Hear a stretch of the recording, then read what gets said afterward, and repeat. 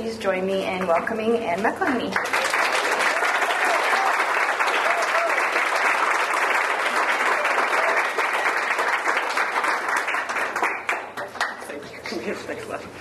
Good morning, everyone. It's really lovely to be here, and it was great to meet so many of you last night, and so many old friends. So I'm always nervous that I'm going to be telling stories that a lot of you have heard before, but they're still good stories, I suppose. I suppose two things I want to try and do today. One is to, try and give you a flavour of how dangerous the green agenda is. And then the second thing is to arm you with weapons to counteract that or to fight back. And also ways to convert people. Because human beings are very good at heart, I believe.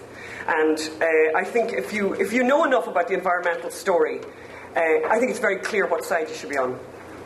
And I think most people, if they actually knew the story, if they understood what Greenpeace actually does, if they understood what all these organisations do and what they achieve in the world, I think they might change. I think people might change their minds about supporting them and giving money to the Tides Foundation and all the rest of them. I'd like to do a shout out, by the way, to people who can't be here today. And I know we have Barb McKinney, who is looking at us on the streaming here from Seattle today. So I just want to shout out to her. She would love to have been here. She has a wedding of her daughter next weekend. As I said, it's very good to be here, and it's lovely to see all of you. So I used to be a different person than the person I am. As I said, I come to these places and look out and think, God, how did I get here? I used to be this, I used to be a high school teacher in Ireland, very liberal, and I followed all that stuff. And I thought that environmentalists, I don't know if any of you remember that, you remember they were woolly jumpered, and they wore sandals, and they were into batik and cafe lattes and mocha, and they were into all that, kind of the cool stuff, really, actually. And they were just nice, and who wouldn't like them, And they were tree huggers, they were hoping to save trees, and they saved whales and saved seals, and I kind of, I suppose I was lazy, so I wasn't one of them. But I thought, aren't they very nice to be caring about all that stuff and caring about animals? And I'm a terrible person, but aren't they lovely? And, it's great, and the woolly jumper, the whole business. And you know the look of them and the kind of, facial hair, all that stuff. And then something happened to me. And a story can happen to you that changes the way you are. And I always think, coming to events like this, I just love it. Like last night talking to people, every woman in this room, and men, sorry, but has a fantastic story. Has a fantastic story of their own life. Beautiful stories. My story is interesting. I met a man. My husband, Ann McElhinney, and we moved to Romania. He worked for the Financial Times, and I decided to become a journalist at that time. And I freelanced, and I just did stories for anybody. And I did loads of great stories. I did murders and great, just fantastic. And then this fantastic story came up, this story of this evil mining company. And you've heard those stories. Everyone knows about all the evil mining companies every day in the New York Times. Is one of them that's exposed. So evil Canadian mining company. When you think about it, actually, when you really rationalise it, evil Canadians, is that not a... I think that's an oxymoron or whatever they call it. But so these evil Canadians were in Transylvania, and they were going to destroy this pristine wilderness, pristine environment. Pristine is a big word with environmentalists. Watch out for the word pristine. You'll find it a lot. Everything's pristine, and humans make everything awful. So these awful Canadians were up there on a gold mine, awful, greedy, grubby Canadians. Raping the land, raping the local women. So I went up there, but I went up there as a complete innocent. And I just loved being a journalist. I just loved it. It's an incredible thing, because you can walk up to total strangers and ask them questions about themselves, which I think, I have to say, it's kind of in my nature to do that anyway. So this suited me just fine. Oh, how much money do you earn? Oh God, where did you get the big car? It suited me very well. So I went up there to this small mountain village in Transylvania, where people lived really awful lives, to be honest with you. Had a very, very tough time. They've been doing mining there, though, for 2,000 years. And the recent mining there was done by communists. Greenpeace does not have a problem with communist mining. Always watch out for that one. They've no problem with communist mining. They've a problem with Western mining. Western mining, which has all the high standards. Watch out for that one. So, there's two women up there, and we have, women. Two women up there with too much time on their hands and too much money, who single-handed, and foreigners, they weren't from there, a Belgian woman and a Swiss woman, were up there defending the pristine wilderness from these evil Canadians. And I just started asking questions. And very quickly thought, oh my God, I've discovered the most amazing story. I've discovered the most amazing... I'm going to win Pulitzer Prizes for this. I am going to win Pulitzer Prizes. The evil Canadians aren't evil. The evil Canadians are amazing. And they're doing an amazing thing. They're going to run a really clean, wonderful, modern mine. And they're going to give all these people jobs. And they're going to transform this awful place for all these people. And it's all great. And people who have been living in one-bedroom apartments, 6 adults with no running water and intermittent electricity for heat. Those people are going to have a house. Woohoo! I'm thinking, this is great, and I'm going to be the one, because the New York Times have told the story wrong. And I'm sure they don't want to do that. And CNN have told the story wrong, and I'm sure they don't want to do that. And I'm going to do it. I'm going to be like Pulitzer Prize winning. I'm going to travel around the world. You know, it's all good. Now, you know what happened next. I realized the kind of the limitations on modern journalism, on trying to get stories told. I realized that very quickly. And to bypass that, Phelim and I decided we would make a documentary, because we couldn't believe it. We just couldn't believe it that these 2 women were up there stopping this mine, and how they were stopping the mine was by telling lies. And we pointed out the lies to them, and we're like, but that's not true. And they're like, yeah, but we're all very emotional. Everyone's very emotional. I said, it doesn't matter how emotional you are, you have to tell the truth. Well, we're very emotional. To this day, Greenpeace still on their website have lies about that project. They said that the people were being forced illegally out of their homes. And the word illegal, and I know we've got some legal eagles here in this room today, the word illegal is easy, actually. Because if an illegal thing happens, you can go to the police, you can file a report, there's all kinds of evidence then. But there is no evidence for this story. There's never been a family who were forced out of their homes in order for this mine to open. And I kept asking, these women, give us the names of the families, because I'll put it up. It's a great story. This is Romania, who had just recovered from communism. They knew an awful lot about people being forced out of their homes. That was a thing that would have had a lot of, that was something that they would feel very strongly about. If it was true, it's a great story. It just wasn't true. But that's the difference between us and Greenpeace. They don't have to tell the truth. And this upset me at the time, I have to say, because I didn't actually understand that. I didn't realize that. I thought you were required, like the Canadian company, are required to tell the truth. If they lied, the whole world would be down to their shoulders. Everyone would be after them. The media would be after them, shareholders, the World Bank. All these people are watching them, watching their behaviour. No one watches the behaviour of environmentalists. No one. No one is after them, and no one is asking them hard questions. So, we decided we'd make this film, and we thought we would take a miner, an unemployed miner called George, a lovely young man, and we would take him, and our basic question was, maybe it only happens in Romania. Maybe this is only in Romania. Maybe it doesn't happen anywhere else. And we thought, let's see if it happens other places. And we took him, and we went around the world. We went to Madagascar, and we went to the Chilean-Argentinian border and looked at 2 other mines that were having difficulties opening. And we asked the locals, what's the story? And I think everyone in this room probably knows enough to know the stories are the exact same. Absolutely the same. And the characters stopping the development are always the same. They have a lot of things in common. And I'm going to kind of do that today. What I'm going to do today is we're going to look at a few of these characters. I'm going to introduce you to a few of these characters. And the character that I think most eloquently represents the environmental movement for me out of Romania is a guy called Mark Fenn, who had a beautiful job. And some people in this room have seen our film, Mind Your Own Business, which is for sale, and you are all going to be required to buy it before you leave. And Mark Fenn was the head of the World Wildlife Fund in Madagascar. A beautiful job, as you can imagine. Gorgeous. And he was living there, and we brought the unemployed miner, George. And we said to George, you interview him. You interview him and ask him why it is this mine hasn't opened. And I'm going to give you just 30 seconds of what Mark Fenn said, because I couldn't say it better myself. And we're just hoping to God that the technology works here. But people, in fact, I found are very poor. George, you raised a very good question. But at some point I'm going to turn it back on you.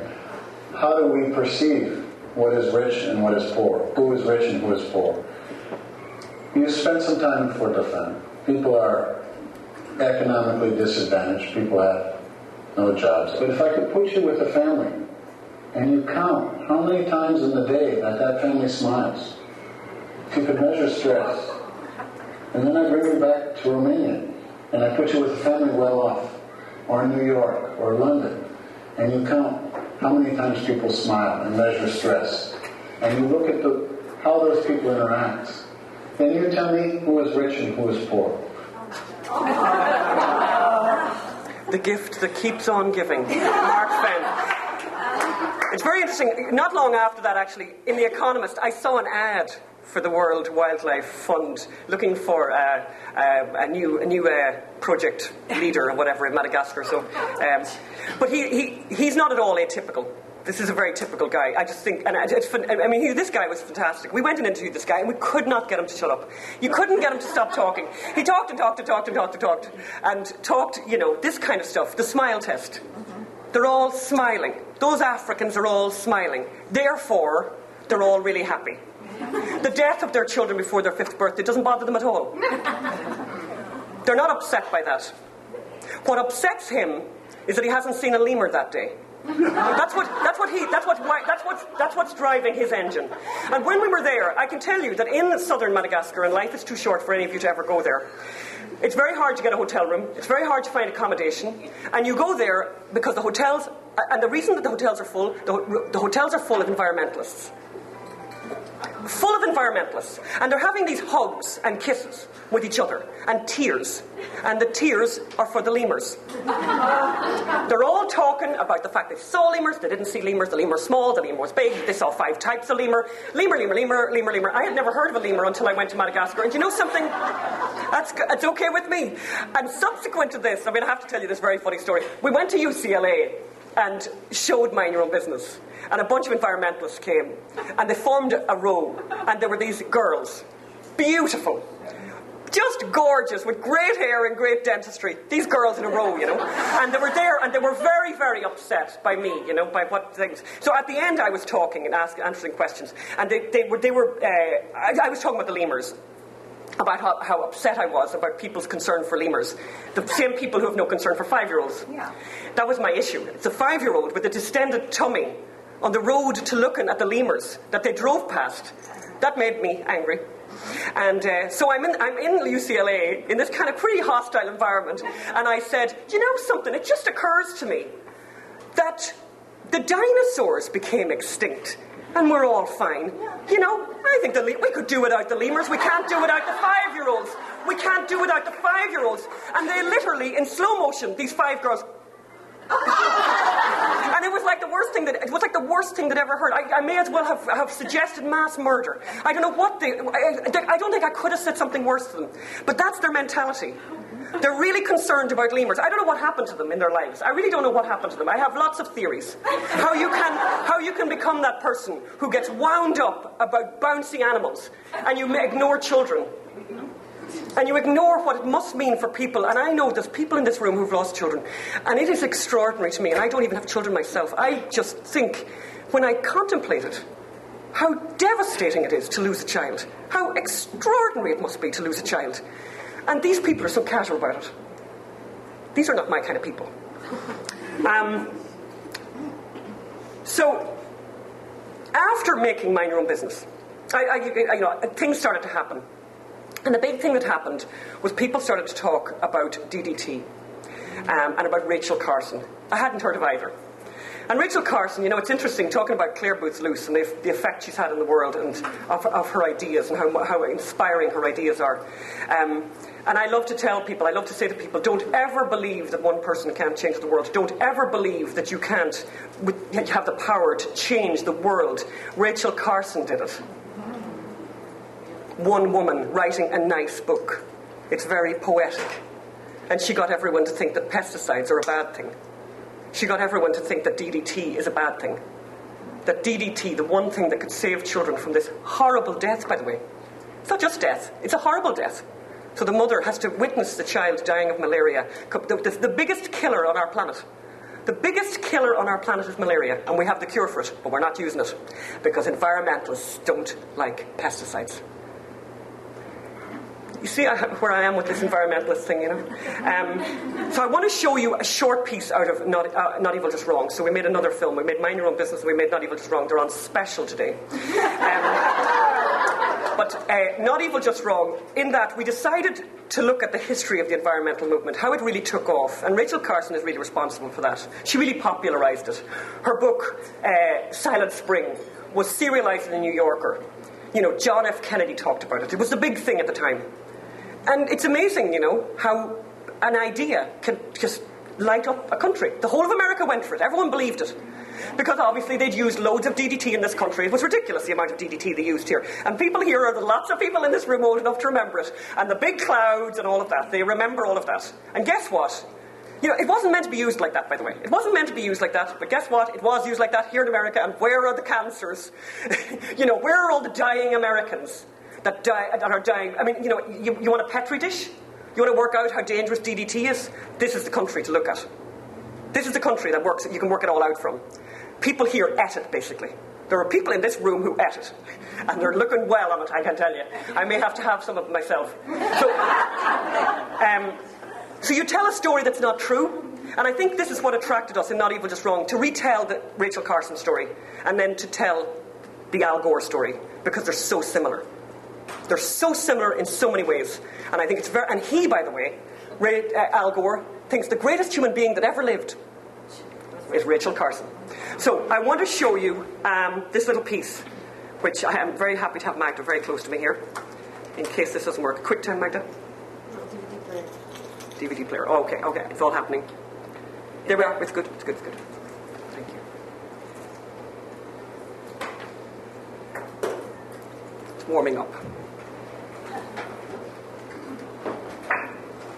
The environmental movement, which is now calling for a ban on coal, oil and gas, has its origins in a campaign that began 5 decades ago. Rachel Carson, an American marine biologist, claimed that the pesticide DDT was a danger to animal and ultimately human life. This very effective campaign led to a near worldwide ban on DDT, which had disastrous consequences.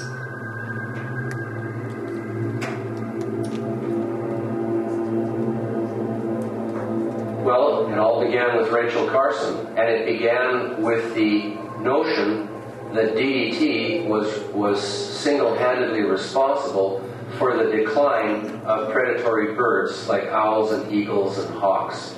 And at the time, the story was believed by everyone. Silent Spring, Rachel Carson's 1962 best-selling book, demonized the pesticide DDT, which had previously been considered a life-saving invention. This occurred largely because of speculation, not really documented by good scientific evidence. And it became a movement. It became an enormous movement. Well, Darren, this is, of course, the going-the-distance pre-convention tour for Al Gore. Here, in touting his commitment to the environment, one of his favorite issues, he toured the Rachel Carson homestead. Silent Spring, credited by many, including Vice President Gore, as the book that really set the stage for the modern environmental movement. Of course, the banning of DDT on a worldwide basis caused organizations like the World Health Organization and USAID, humanitarian organizations, to stop using DDT for the control of mosquitoes which cause malaria. That clearly resulted over the last 40 or 50 years in millions of people dying because DDT was no longer being used. It had been eradicated from large parts of the world, and still is, thankfully, but other parts of the world, particularly Africa, continued to have the malaria-bearing mosquito, and after the use of DDT was ended, malaria skyrocketed in countries like Uganda and Mozambique and South Africa.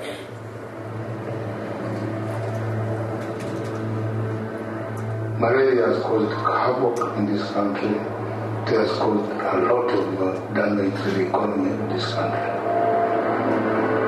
On an average, we are talking about 370 children dying every day.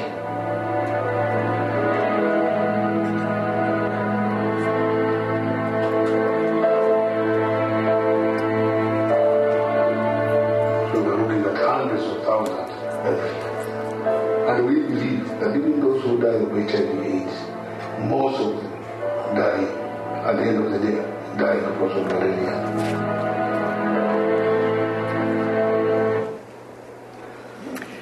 Yeah, and I'm not finished on DDT. Actually, I realised I wanted to read something else to you, and I know some of you have heard me read this before.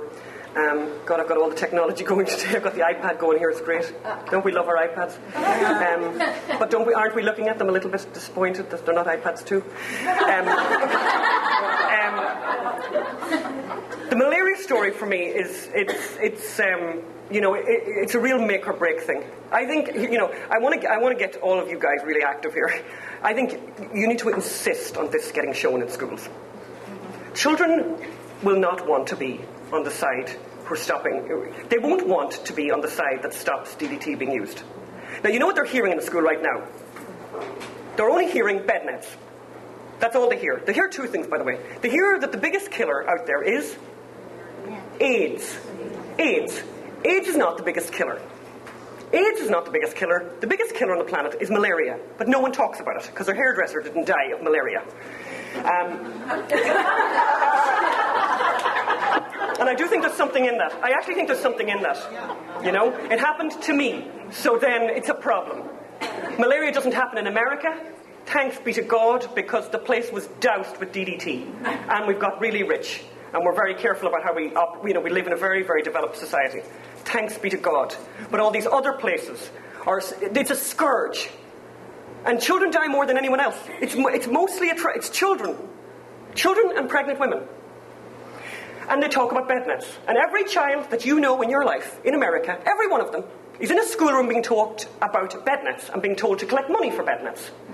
And you need to get angry and you need to get busy and you need to stop it. And here's what you do about the bed net argument.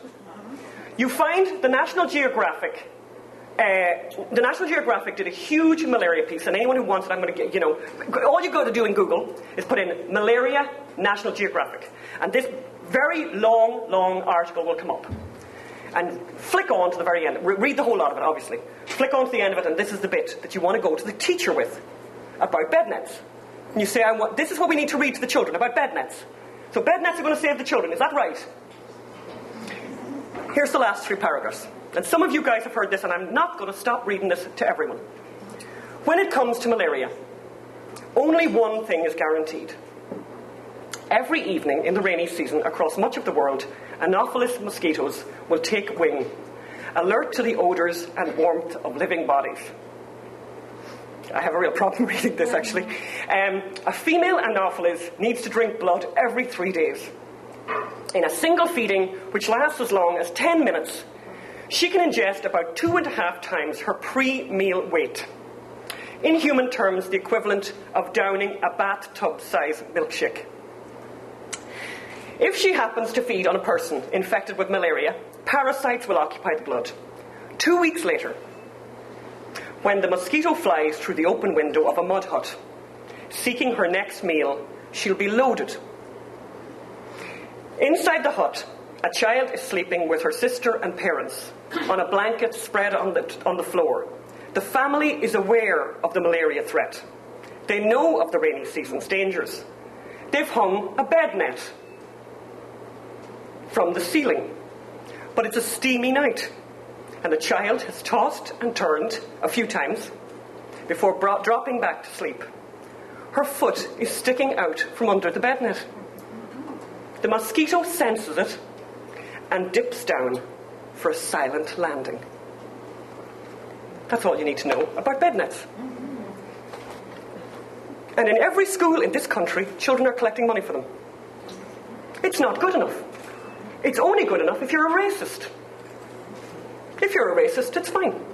They don't deserve to live. I mean, seriously, we have the tools. The World Health Organization have told us that DDT is the safest, cheapest, most effective way of stopping malaria. The mosquito doesn't come into your house at all. You spray the inside walls twice a year.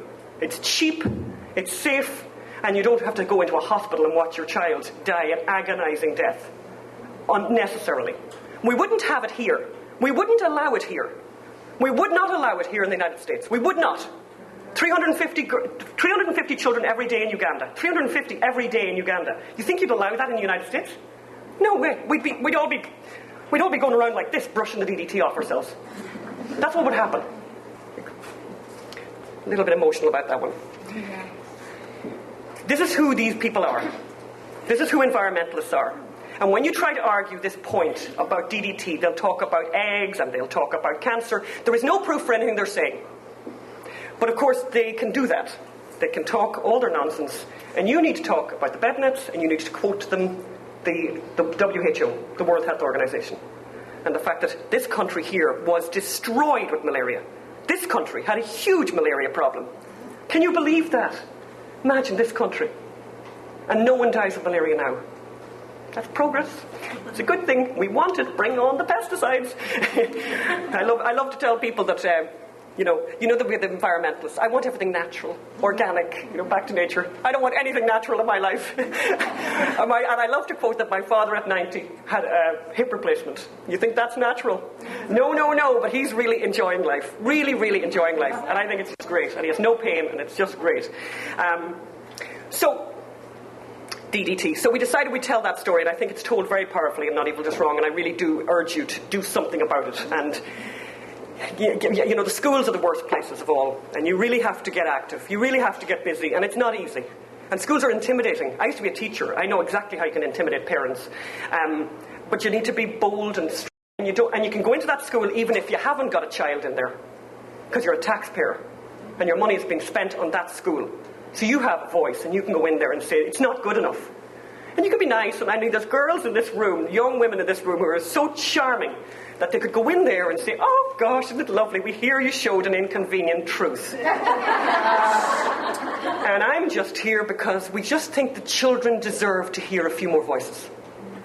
Inconvenient truth, one voice, and that voice is not a scientist. I think the children need to hear something else. And that one voice in An Inconvenient Truth, Al Gore, that film, 9 significant errors in that film, according to the High Court in Britain. 9 significant errors. And my brave, wonderful husband took on Al Gore in Wisconsin. Some of you have seen it. It's on YouTube. 2 million people have watched it so far. And my husband went up and said to him, what are we going to do about this? Yes, give it to my husband. Yeah, absolutely. What are you going to do about this? What are you going to do about these 9 errors? Are you going to change the record? Are you going to go back and re-edit the film? Film questioned him about that. And it's worth watching, actually. It's really worth watching. And then they cut his mic. They cut Phelan's mic. The whole idea of journalism is you bring truth to power. And the side of truth gets the one moment to be able to ask questions. Not in this case. Not with the Society of Environmental Journalists, who I think aren't really journalists, but they certainly are environmentalists. So we started to then look, obviously, at Al Gore. We started to look at other big voices in the environmental movement and ask ourselves, let's look at these people. James Cameron is one, for example. And James Cameron has a bigger megaphone than just about anybody on the planet. The film Avatar will be watched by more people than any film ever in history. Every child in your lives, everyone has seen it. Everyone has seen it. And the message in it, and for those of you who haven't seen it, please don't buy it. Borrow it, I don't know what. Get it from somebody else, but you probably should watch it. Because the message is very, very dangerous and very scary. America is awful. Mining companies are awful. The rainforest is great. And I would just love to talk to the people in the rainforest and see what they think about that. Because anyone I've met in the developing world and asked them what they think about America, I think you guys know what their response is. I want to live in America. I think the people in the rainforest, if you ask them, where would you like to live? They'd like to live in Connecticut in 5 bedrooms, or they'd like to live in Santa Barbara. It's one or the other. None of them given a choice would stay there. None of them. But instead of that, we get James Cameron infantilizing these people and saying, isn't it great the way they live? And I don't know if any of you know that he has this big campaign to stop a huge dam project down there called the Belmonte Dam. Have you heard about that? Incredible. It's a dam, huge thing, that would bring electricity to about 20 million people who do not have electricity right now. And guess who's fighting to stop that? James Cameron and Sigourney Weaver. You think they've got electricity in their homes? Yeah, you better, absolutely. Magda, stand by me. So I want to just show you what we've decided to do is to make a series of short films spotlighting these environmental hypocrites. And the first one we did was James Cameron. And about 180,000 people have watched this so far. And we're going to make a series of them. We're going to make about at least 10 of them. As long as we can try and make some money, we're going to keep going because these stories are worth telling. So this is the James Cameron one, and I think you might enjoy it.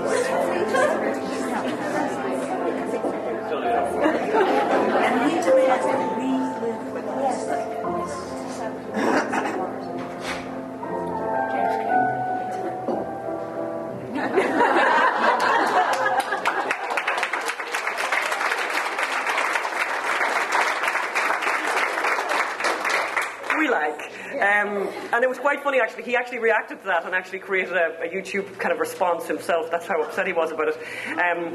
But it's interesting. Yeah, he thinks we need to live with less. And I'm thinking, yeah, I like his version of less. Yeah. Like I'm for that version of less. You know, because I think that's the difference. I think that's a big difference between liberals and conservatives. You know, I think conservatives want everyone to live like that. That's the dream, really. That's the American dream, isn't it? That everyone would have everything that's available.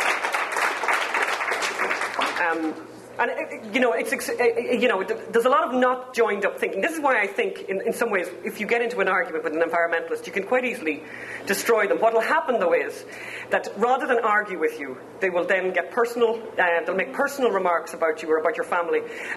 They'll get really abusive, and then the classic thing that I've experienced so many times now, it's like it's a bore. They walk away. Yeah. People get up and walk away. They get out of my house. I've had that. We showed Mind Your Own Business to a couple of very nice folk from New York. You know, we were big pals with them. They were in the advertising business. They were so cool. They were like a really cool couple. You know, those kind of cool couples. They got up and walked out. You know, they said, oh, that's just one mine. You know, that the mining industry, it destroys and pollutes. And we sat there and Phelan said, give me one example. No, they do. They destroy, they pollute, they ruin everything. Phelan said, we can't argue against a generalization like that. Give us a for instance. Give us a for instance of the awful mining company that did this. No answer to that. No answer to that. You're badgering me now. You're badgering my wife. You know, this guy says, you're badgering my wife. We don't have to sit here and give us for an instance. We know these things. And then out they went. And then we've had death threats. We've people, I hope you die. I hope your children are born handicapped. I hope you get what Hitler's henchmen got, and that you're hung from a short. I mean, we've had all of that, and I've had letters from people I used to know, people I knew, who wrote and said, I hope you fail. Oh. Which is really tough, actually. You know, the first time I got that, I have to say, I had it in my mind. And the guy who sent it, I have to just tell you, the guy who sent it to me retired at the age of 45. Yeah. He's retired at the age of 45 because capitalism was so good to him. Oh. And now he lives in a stone-cut house on the west coast of Ireland, and he does organic this and organic that, and has toy sheep and all that stuff for the children. And I'm thinking, great. He got what he needed out of capitalism. Now he's decided it's awful. I hope you fail. Great, thanks a million. But Cameron needs to be taken on.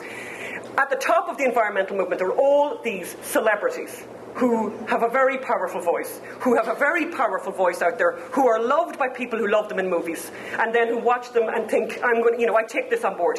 So the next person we had a look at was Robert Redford.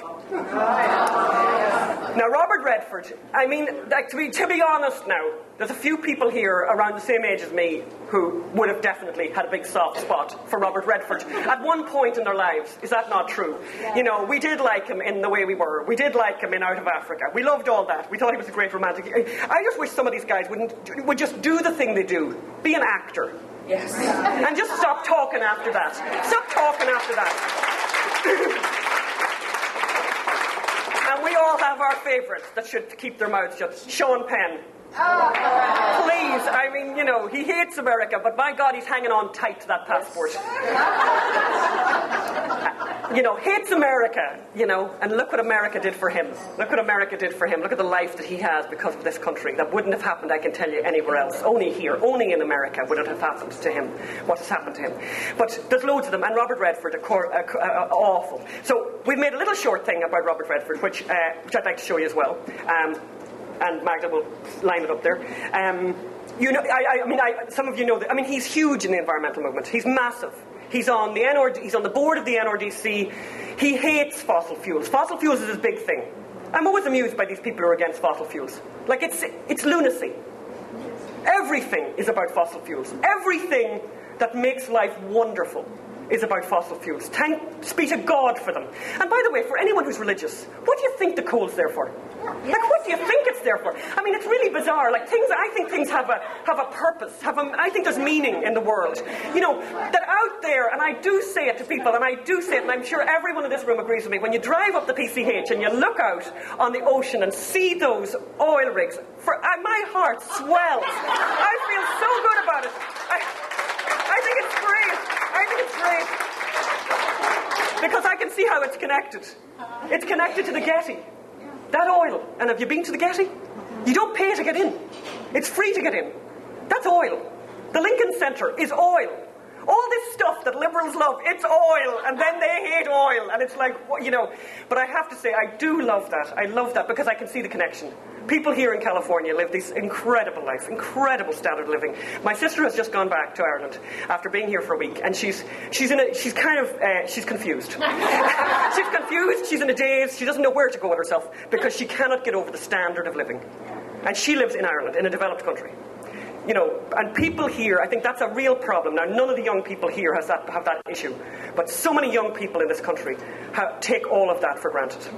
And not even take it for granted, it's worse than that. They then, on top of that, idealise the simple life. Yeah. Try it, girlfriend. Try it. Try the simple life. The simple life is a nightmare. It's an absolute nightmare, the simple life.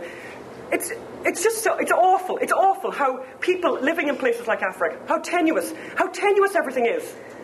This idea of Reagan, I was out there listening to, they have it on a loop, pieces of Reagan's speeches. And, Reagan, the word freedom obviously is that's the word, But you don't have freedom if you're poor. You don't. Everything's gone. There are no choices. It's all about, what am I going to eat next? How am I going to survive the next thing? And people here are so free. God, they're so free. We're so free here. It's just great. And have these amazing standards, unbelievable standards, which unfortunately, and this is the crux of the thing, and this is where I'm the direction I'm going in, there is a major threat to that. There is a major threat to that. And for me, the major threat to that is environmentalism in this country. The green movement, the green agenda, is a threat to that. Because it's anti-American. At the heart of it, it's anti-American. It's not anti-Chinese, even though they have more CO2 emissions and all that stuff. No, it's not about CO2 emissions. It's anti-American, it's anti-development, and it's anti-people. These are the three things that are significant. They're the three cornerstones of environmentalism. They don't like people, they don't like America, and they don't like development, except for themselves.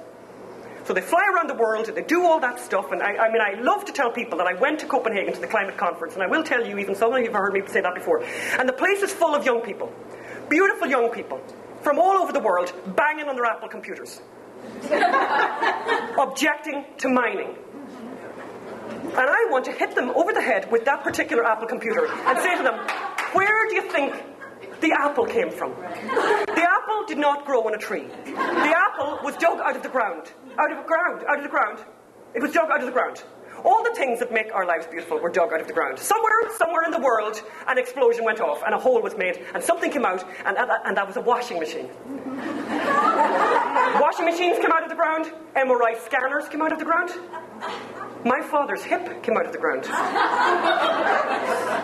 And then you're against taking things out of the ground. You can't have it everywhere. You cannot have it everywhere. You can't. And if you want the non-developed lifestyle, you should go for it. Because I can tell you, they'll be lining up in Africa to take your spot here. They'll be lining up. I'll tell you, there'll be no shortage of them. You know, they talk about, that I heard somebody speak, it wasn't my thing, I heard somebody speaking about the gates rule. I don't know if you've heard that. I love quoting that to people. Gates rule. If you open the gates, so if America was like all gates, and then you lifted the gates, what direction are people going in? No one's going out. No, when those gates open, everyone's coming in. And that is not true of many countries. In fact, I think it's only true, really, of this country. Ireland, they're all running for anywhere that has any hope of anything. Spain, they're all abandoning ship. Everyone's getting out of there. The French. They all want to come here. They all want to come here. There must be something. What is it? This awful country. This is where they want to come to. They don't even want to go to Canada. They want to come here. It's interesting. So I'm ready, Magdalena. Yeah. So I just want to show you. I'll just show you Robert Redford.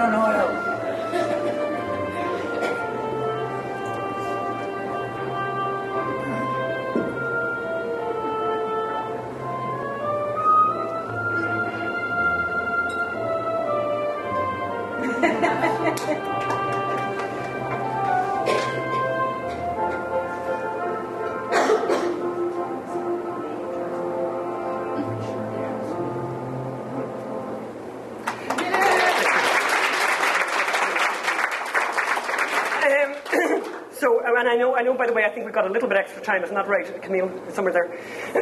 We have a little bit extra time because somebody is unable to come for your next session, so I'll take advantage of that. But I'm also going to be around today for a few hours because I'm going to sign DVDs if anyone wants signed copies, and we are selling DVDs aggressively. And this brings me to kind of my main point this evening, or this morning, is so. This is how environmentalists behave. They will do this. This is what they will do. And by the way, and Democrats will do what Democrats do. What I think I want to warn you about today, and I think it's very important, is about people who call themselves conservatives who are not conservatives. And I am going to show you a little something, and I want to make a point that is possibly a little controversial, and some of you mightn't like it, by the way, in this room. Newt Gingrich is thinking of going in 2012. Some of you have a problem with Newt Gingrich because of his many, many wives. And I don't know how many, but there's a few. And some of you have a problem with that, and that's fine.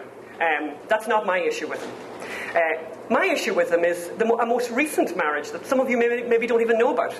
And so I want to show you a short something and tell you why I think I have a problem, because I think he's a serious contender, and every time I go to Washington, D.C., he's the name I get. Everyone tells me, when I object to Newt Gingrich, people look at me like I am like from another planet.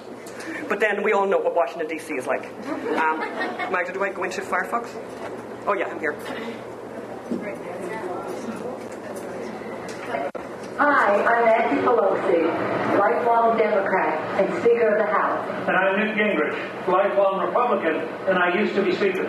We don't always see eye to eye, do we, Newt?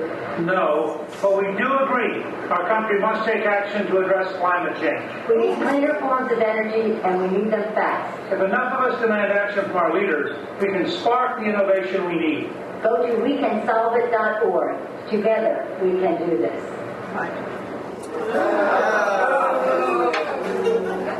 Who likes that?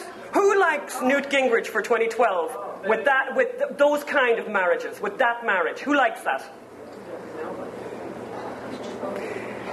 I mean, I think this is a very interesting point, and it's very interesting. He is desperately trying to walk back this event. But he sat there. He did an ad. This ad is for Al Gore. He did an ad for Al Gore, and I think if you listen to the text of what he says, it's worth analysing. Enough leaders spark the innovation. Subsidies. I mean, I know exactly what that means. No leaders need to get involved in energy production. The market knows what the market knows, and the market likes cheap energy. And this country has abundant cheap energy. And people like Newt Gingrich want to take away that abundant cheap energy and replace it with unreliable, super, super expensive energy. And I think that's the big question for every candidate looking at 2012 on both sides. If anyone is on the side of stopping energy production in this country, it is the end of the American dream. That's the end of the American dream. The beautiful lifestyles people enjoy in this room that keep us healthy and live long and prosper and have beautiful, beautiful days, beautiful lives, wonderful possibilities, reading and music and all that, and sushi and washing machines and all of that stuff comes from energy. It's very simple. I didn't know that. I mean, I think I lived, I don't know where I was for a long time in my life, but I suppose you plug stuff in. We plug stuff in. You get in the shower and it's warm and you never ever question how it ever happened. And maybe in a way, maybe you don't need to, but now we need to. We desperately need for everyone to understand what happens when you plug things in. And to understand that even though your house is gorgeous and clean and beautiful, that what you've plugged into is you plugged into coal. And people need to understand that and need to love the coal and love the oil and love the natural gas that makes this life possible. And it's very interesting. I'm going to stop. Where's Camille? Make a gesture at me. I'm okay. Am I okay? I'm good. There is a film being shown to children in schools at the moment called The Human Footprint. I've just written about it. I don't know if some of you guys have seen that. The Human Footprint. It's made by... who's made it, Magda? The National Geographic, is it as well? It's also made by the National Geographic, and it's an incredible thing. It tells children about how awful they are for living in America. You eat an orange, that orange has travelled this many miles, and this kind of... and one of the big lines in it is, by your first birthday, they tell these children, by your first birthday, you have produced more CO2 emissions than a child in Tanzania does in their entire lifetime. And here's what they didn't say, and I've got the teacher notes, and I'm in touch with people. The Washington Times just interviewed me, and we did a column about my thoughts on this week. And it's incredible. And I said, here's what they're not telling you. Here's what they don't tell those children. Those children have a life expectancy. Any child in America born after 2000 has a life expectancy of, do you know the answer to this? It's in the Wall Street Journal this week. 100. 100. That life expectancy is because of CO2 emissions. They're totally connected. 100% connected to fossil fuels. That's why they live long. Children in Tanzania, 47. 47. There's a lot of people in this room a lot older than 47 and have an awful lot more to achieve and an awful lot more to give back to the world. An extraordinary thing. And these children, you check it out, guys. You can get it online and you can look at the teacher's notes. And the teacher's notes just guilt the children about the life they live. And those children then come home to you and look at you like you're a criminal. And no one is in that classroom saying to the children, what we need in this world is for everyone to have this. Everyone deserves this. This American dream, this idea that you can, that all these possibilities are open to you, that no one's holding you back. That idea, that dream, which drives people nuts around the world, and they're all going nuts to try and get here because of that, because there's nowhere else quite like this place, where people will give you that opportunity. Nowhere like it.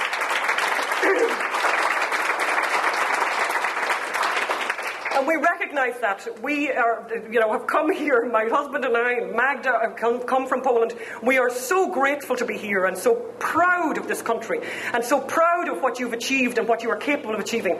And we are here to sound a warning to you that we see the threats. Because Europe embraced all this stuff. Europe has embraced all this stuff. Ireland is a basket case. You've seen Portugal this year, this last week now, Portugal are looking for a bailout, then it'll be on to Spain. Spain was the poster child. It was the poster child for green energy. And they're a basket case. Their situation is dire, desperate. And you have this possibility of continuing this incredible life and giving back to the world amazing innovations. And the threats are there. And I specifically just want to leave that image there, however I can, if you can imagine it back there with Newt Gingrich sitting on a bench with Nancy Pelosi saying we can solve it.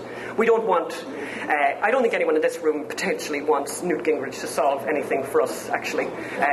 Because if his great big idea is to stop using fossil fuels, to believe this myth of CO2 emissions, to believe this fable, this crazy fable that goes against every kind of evidence that we can see and that we can measure, and that real scientists have pointed out the truth to us.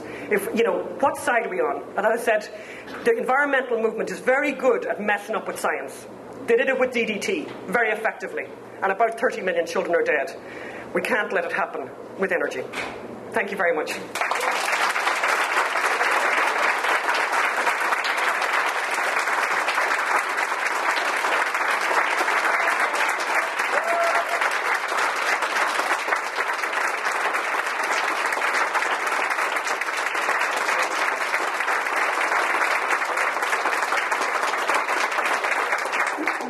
I think we've time for questions. Is that correct, Camille? Yeah. Is that correct? Yeah. We'll take some questions.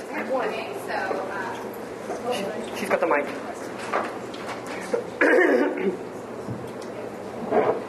I just wanted to thank you for coming and to say that the University of Missouri will be buying your DVDs and we will be showing it at our campus. Also, I heard a statistic somewhere that for every 2 green jobs created, or for every 1 green job created, 2 traditional jobs are lost. Is there validity behind that statement? What do green jobs do to traditional jobs? Yeah, no, there is complete validity to that. I don't have the statistics right in front of me, but there's loads and loads of evidence to counter that. Because basically what they're saying is they're replacing do you think all the people who work in the coal mines in America are going to suddenly be making solar panels? That's going to be that transition is going to move that easily. Clearly the industries that are here that are producing fossil fuels, there isn't a simple transition. And in fact, the solar panels are being made in China. So, I don't know what the accurate numbers are. There's loads of studies on this. And absolutely, I think, in fact, if anything, it's more than 2. So the creation of jobs by the green jobs are a joke, essentially? Yeah. It's a myth. Yeah. And just to add to that, if manufacturing in America obviously employs a lot of people, still employs a lot of people. If you have higher energy prices, businesses will move elsewhere where there is low energy prices. There will for the foreseeable future, there will be low energy prices in China. So nothing will be made here. Now that's a big loss of jobs. Yeah. We're always reading statements in the paper, I think, from the environmentalists. In your travels, what kind of scientific credentials do these people have? That's a good, very good question. In most cases, very, very few. Very, very few.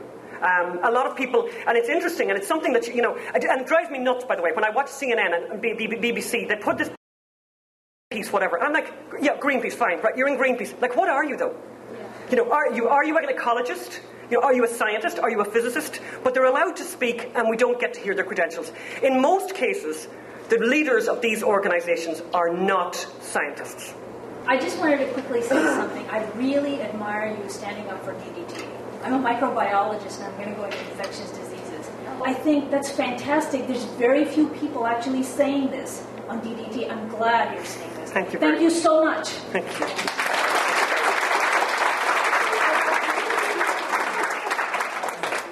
And this is kind of a personal question. My name is George, and you folks, many of them are Trinitarian, but I'm George. Yes. And you took me around the world. And last time I saw your video, which is different, folks, my video. It's a wonderful video. Where's George today?